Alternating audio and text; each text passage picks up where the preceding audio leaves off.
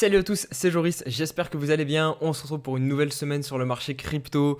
On va débuter avec un bon petit 10 minutes crypto. On va résumer l'actualité chaude, et il y en a pas mal aujourd'hui. Et aussi, on passera bien évidemment les graphiques. On fera un point sur l'hebdomadaire du Bitcoin. Et on est haussier, donc on va en profiter et on va espérer que ça dure.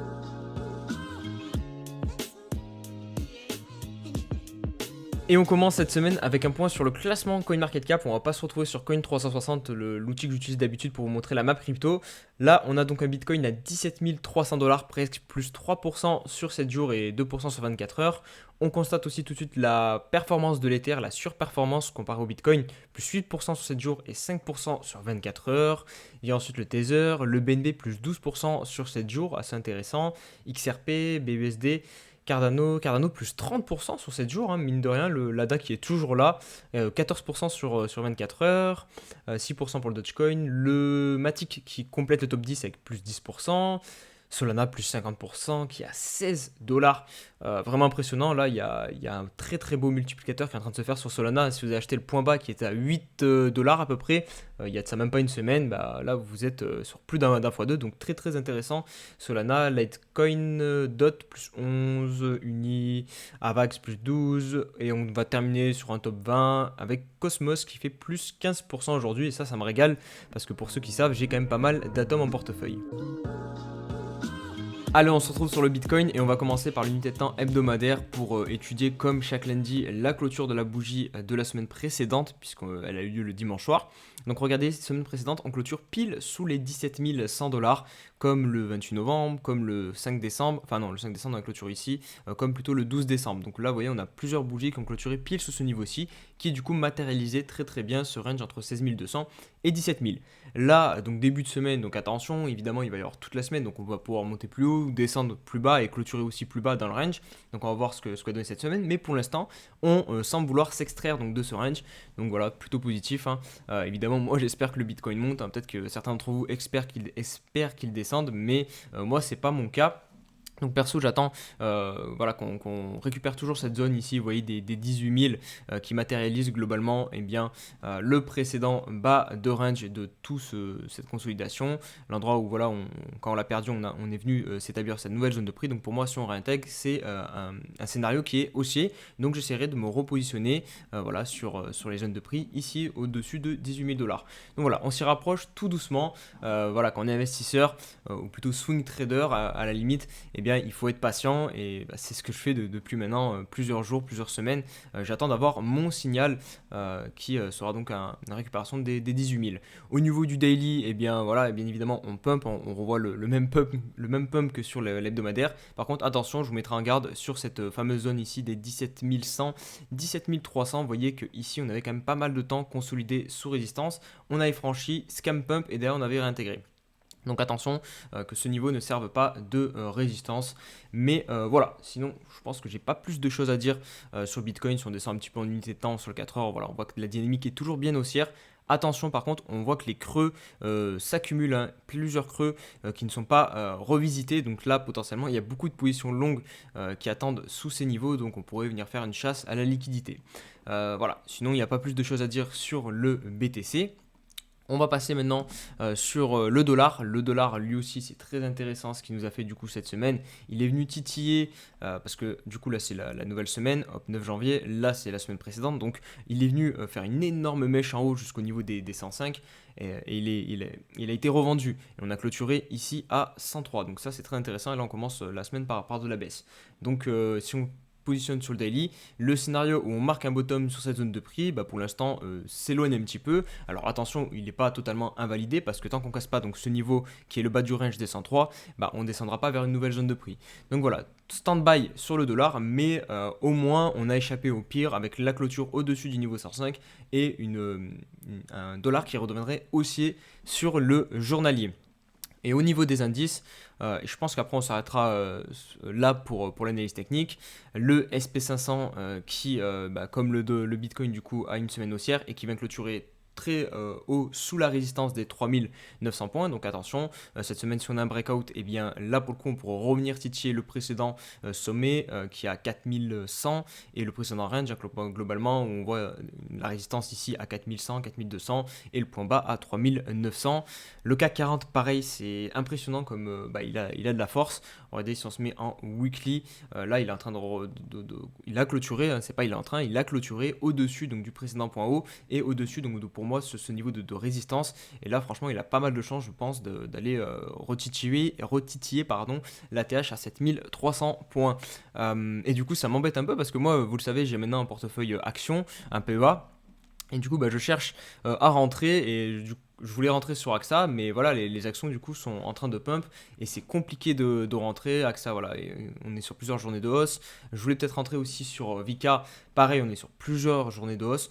Donc pour l'instant, j'ai gardé mes ordres sur AXA à 26 et quelques. Donc on verra s'ils sont pris ou non. Mais s'ils ne sont pas pris, je vais devoir attendre encore un petit peu, je pense, parce que j'ai du mal à rentrer quand il y a trop d'empilement de bougies vertes trop rapidement sur une trop petite unité de temps, quand ça monte trop vite. En général, quand même, on a un retracement qui arrive assez violemment juste après. Allez, on commence par le fil Twitter. D'ailleurs, n'hésitez pas à venir me rejoindre sur Twitter, vous avez le lien en description. Et pareil sur la chaîne YouTube, un petit abonnement, activez la cloche pour ne pas rater les prochaines vidéos. On commence par un tweet de Crypto Goku qui nous dit que le gouvernement américain lance une enquête sur le groupe Digital Currency Group. Donc ça, je vous en parle depuis pas mal de vidéos, c'est vraiment le dossier chaud en ce moment dans l'écosystème crypto. C'est un des plus grands groupes crypto. Vous voyez, il a comme filiale Coindesk, Genesis, Grayscale. Genesis et Grayscale, ils ont tous les deux des problèmes de liquidité en ce moment. Et on avait notamment l'un des deux jumeaux, Winklevoss, PDG donc de Gemini, qui disait que le PDG du groupe Digital Currency Group faisait n'importe quoi avec ses liquidités, notamment des échanges frauduleux entre les différentes filiales. Et là, comme par hasard, le gouvernement du coup lance une enquête. Donc il faudra bien évidemment surveiller tout ça. On poursuit avec un tweet, et là c'est plutôt un secteur, il y a deux tweets, j'en ai fait deux, j'ai fait un retweet derrière, sur l'intelligence artificielle. Voilà, vous n'êtes pas sans savoir, je pense que avec l'émergence de ChatGPT, eh bien en ce moment on parle beaucoup d'intelligence artificielle, et évidemment, comme tout bon marché de spéculation, la crypto s'en a emparé, et tous les projets qui du coup mêlent un petit peu l'intelligence artificielle ont commencé à pump, notamment Fate que moi je connaissais un petit peu, qui est construit avec le Cosmos SDK, lui aussi a très très bien pump, il est sur du plus de 100%. Mais moi ce que j'ai trouvé intéressant sur le token Fate, alors je vous dis pas qu'il y aura peut-être pas une bulle, il y aura une bulle sur l'intelligence artificielle, c'est probable, mais rentrer maintenant, moi je trouve que c'est peut-être, c'est compliqué de gérer son risque, parce que vous voyez on a quand même des grosses bougies là en daily, là je suis sur le graphique de Fate. Mais regardez ce que j'ai fait, je vous ai mis en fait tout simplement ici, là c'est le bottom de juin, donc il faut ici que vous fassiez le parallèle en même temps dans votre tête avec le graphique du Bitcoin. Le graphique du Bitcoin qui est juste là. Donc là voilà, là on est début juin, et là pareil on est début juin sur Fate. Donc voyez, on accumule, on crée un support, donc on accumule des liquidités en bas, donc des gens qui rentrent, qui posent leur stop loss. On casse le support, mais on consolide pile en dessous du support. Et derrière, on réintègre et ça part très très vite. Moi, j'imagine la même chose sur Bitcoin. En tout cas, je vais jouer la même chose. Voilà, je ne sais pas ce qui va se passer, mais si jamais ça se passe, si jamais on a la réintégration donc, du niveau ici qui est les 18 000 $, c'est pour ça que je dis que moi, je re-rentrerai à l'achat, parce que pour moi, c'est clairement un scénario comme ça derrière que j'envisage sur le Bitcoin. Et on va terminer avec un retweet de Good Value qui nous résume toutes les actualités économiques importantes qu'on va voir cette semaine, notamment aux États-Unis, qui est vraiment le pays qui drive le plus les marchés financiers. Donc on aura mardi un discours de notre très cher Jérôme Powell. Jérôme Powell, pour ceux qui ne savent pas, c'est le président de la Banque centrale américaine. Mercredi, inventaire pétrole. Jeudi, on aura le CPI, donc l'inflation, plus le chômage, qui sont clairement les deux données économiques en ce moment qui sont le plus regardées et le plus attendues par les marchés financiers. Et enfin, on terminera vendredi par la publication de résultats trimestriels pour les plus grandes banques américaines et aussi des fonds d'investissement comme BlackRock. Sinon, au niveau des news, en ce début de semaine, on a les écuries F1 donc de Formule 1 qui rompent petit à petit tous leurs contrats avec les entreprises crypto. Donc on a eu Mercedes, on a eu Red Bull et on a maintenant Ferrari qui, pour elle, va terminer son contrat avec la blockchain Velas et son token le VLX. Donc c'était un contrat de plusieurs années qu'elle va rompre. Donc les raisons de ce désaccord, de cette fin de contrat, eh bien c'est que d'un côté pour Velas, Ferrari ne respectait pas les clauses permettant de créer des NFT. Et en plus de ça, ça c'est un truc qui est pour la plupart des projets crypto en ce moment, Velas sera en difficulté financière. Du coup, Ferrari décide de rompre ce contrat et ça va lui coûter 55 millions de dollars quand même. Et potentiellement, ça pourrait se terminer devant la justice cette affaire. Donc voilà, on avait eu aussi précédemment Crypto.com aussi qui a stoppé les partenariats avec la Formule 1.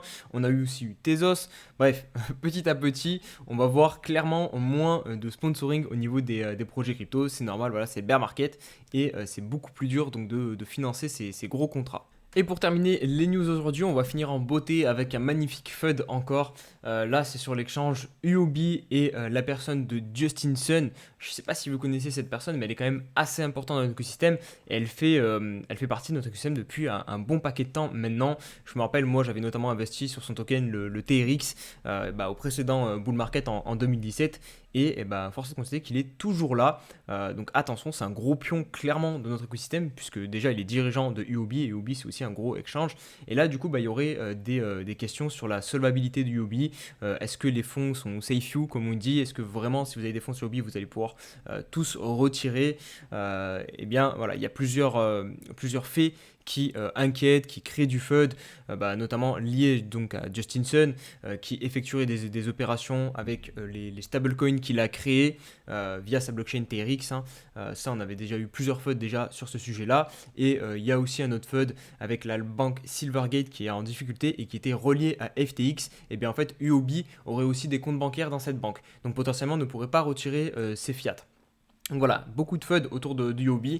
Donc on va prendre les mêmes conseils, toujours pareil. Si vous avez des fonds sur cette plateforme, retirez-les au plus vite. Voilà, il vaut mieux être les premiers à retirer et conserver ces fonds qu'être le dernier et perdre tous ces fonds pour avoir voulu jouer le héros. Donc voilà, on se tiendra informé de l'avancement de cette situation. Mais en attendant, vraiment prenez pas de risques. Après, je pense que UOB, voilà, c'est pas trop développé en France. Donc il n'y a pas grand monde qui est sur cette plateforme. Mais si jamais vous y êtes, franchement, moi je perdrai pas de temps à votre place, j'irai retirer et mettre ça sur des wallets dont vous détenez les clés privées. On termine avec le portefeuille et ça fait plaisir pour commencer cette semaine. Regardez, presque 13 600 euros. Ça faisait un petit moment qu'on n'était pas aussi haut. Donc forcément là c'est lié au pump du marché crypto et surtout au pump d'Atom.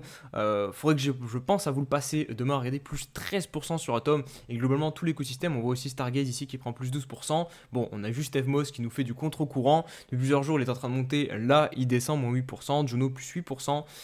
Osmosis. Donc voilà, globalement l'écosystème Atom est bien en train de pump, donc ça me fait plaisir. Je repasse au-dessus des 1000 euros. Pour ceux qui auront l'œil, vous allez voir que j'ai un peu plus d'Atom.